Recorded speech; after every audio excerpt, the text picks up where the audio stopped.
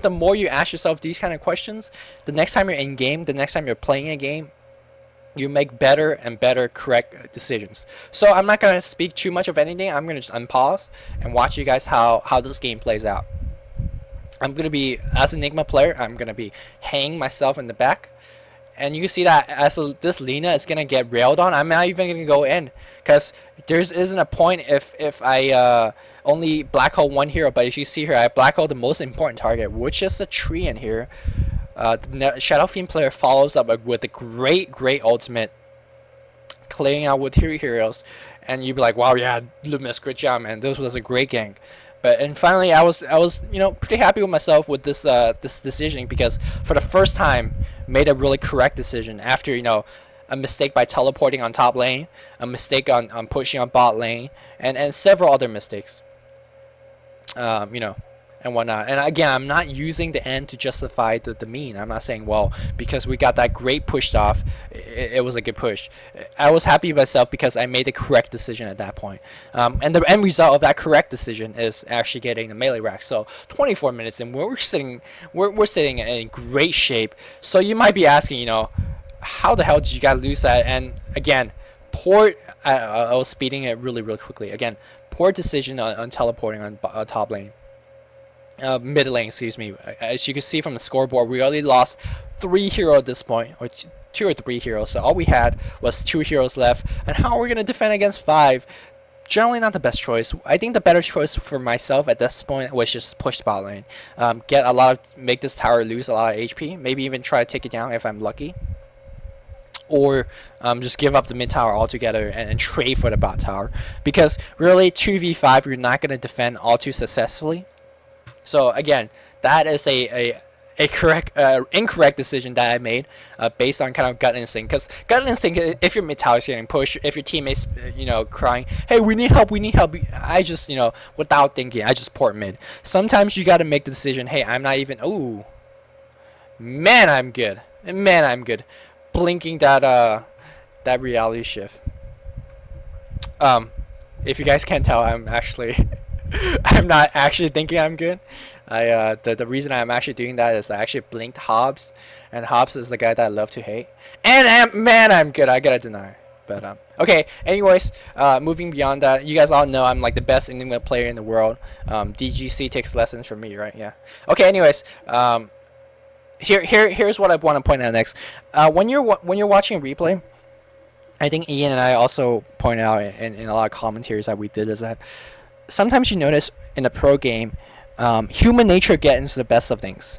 And what I mean by that is that when you're winning a lot, players become over aggressive. And you guys know what I mean, like that, diving for heroes that you don't really need to dive, like 4 heroes chasing a Crystal Maiden. Like, it seems like logic starts to go out of the window when you start to win. Like when you're in winning position, you think, well, we're winning anyway, so let's take big risky moves.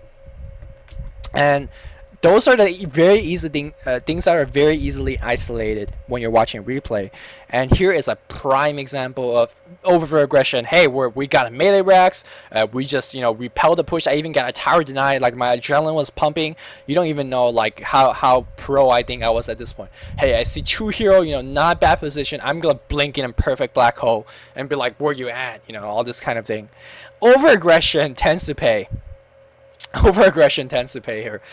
I got my black hole off, got stunned, cancel my black hole. Yes, we will end up getting this line kill. Yes, we will end up getting this line kill. But again, was it a good kill? No, it was not. Don't let the end justify me. That was a pretty shitty black hole. Any black hole that get canceled a second during your casting is pretty shitty black hole. And also more and more. Man, as I watch this replay more and more, I feel bad about myself, man. Like, why am I sucking so hardcore this game? And a pretty easy kill. Oh, so good.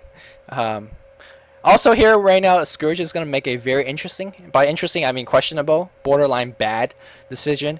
We're going to be chasing the CK, like really chasing this CK, hardcore. We're going to chase him because he's low HP. He's a carry, why don't we just chase and kill him? And yes, we're going to end up getting the kill. But again, I think that was a horrible decision.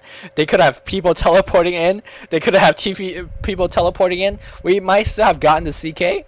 Definitely not worth putting 3 heroes in danger. Like, I was fairly low HP. Quite fortunate for us, they did not do that. But we should never play. You should never be like, well, yeah, they didn't gank us that time, so I'm gonna keep doing it again. Sometimes. And that was again a prime example of, hey, we're winning, we just kill line, we kill Lich, and then we're gonna kill CK. Damn, we're good, we're winning, and let's be more and more aggressive. Be more and more aggressive. And again, here this fight here where we killed the line, that was a great example of, hey, we're winning the game, so that means we're making 0 mistakes. Think of that, how silly that sounds. We're winning the game, so that means we're making 0 mistakes. And that's what I meant is, sometimes try to watch your replays when you win too, because I bet you, with my life, you're making a lot of mistakes in the games that you win too. So that's kind of what I mean in terms of replay selection and whatnot. So you may be, and you're looking at the game clock, 28 minutes in, Blink Dagger, Enigma. Doing whoa, I need a man, I miss a hell of a lot here. So sorry for the fast forward. What happened here was that Hobbs, map awareness of a blind person, just walked here by himself, stunned. We're doing good. So you might be asking, you got the melee racks at 29 minutes in. How did you really end up losing this game? And the reason why I'm watching this replay and then actually doing a DCDH on it is that I was like the worst captain. And we're gonna watch this game to maybe the 40-minute mark. So I'm gonna wrap this DCDH up a little bit. I was like the worst captain in terms like telling my teammate to go in when we shouldn't have, buying very interesting item choices. After this, I somehow thought, hey, if I get a Yo Scepter, it'll be really good. And I specifically remember at one point I had 2k go, and I spent 1k to buy a Staff of Wizardry. Buying Yo Scepter, you gotta buy a Staff of Wizardry, when I should have saved that 2k go for buyback. That probably would influence the game in more than one way or not. So it was a lot of wrong decision making on my part as a captain. And we dragged it out to the 50-minute mark. And you know how shitty it feels to lose a long ass game that you had a huge momentum, huge advantage. You feel pretty shitty, especially when you feel like you guys didn't lose a game because you got outplayed, but you lost a team because you're shit. Like, that's how bad I felt. And again, like, you might be thinking, hey, Luminous, you played a really good early game. Don't be so hard on yourself. No, I'm gonna be really hard on myself. And and the next time I'm captaining, the next time I'm playing Enigma, I'm not gonna, I'm not gonna lose a game. Oh, whoa, still really fast. I'm not gonna lose a game and be like, well, yeah. So again, we still feel like we're winning, and which we are. We're winning, which is we're chasing very aggressively for just a Lich here. We end up getting Lich. Well, I wouldn't say that was a bad chase at all here. And our support hero is going to take off the line here. So really, we're doing a really good job here. So at this point, great job. We are winning here. And what? And then what? And then what should we do? Decision making time, right? Gut feeling. I clearly remember this. Gut feeling in my... when I was in game on TeamSpeak 3, I was telling my team, hey, we're winning. Hey, let's push mid. Because we're winning. We just killed 2-3 heroes. We're good. We're like, we're baller. Let's push mid. Hold up. Like, stand back and use your gut feeling again. Mid lane's already pushed. Yes, we're going to get the range racks. Not that big of a deal. Maybe it's best to, hey, go for Roshan. We had... great map advantage at this point. They have 3 heroes dead. They gotta defend mid because we got the melee racks down. Or bot tower, fairly low HP, extremely low HP. Push the bot tower, and then go for Roshan. I think that would have been the best decision, but instead we're gonna go mid. Yes, I think we end up getting the range racks.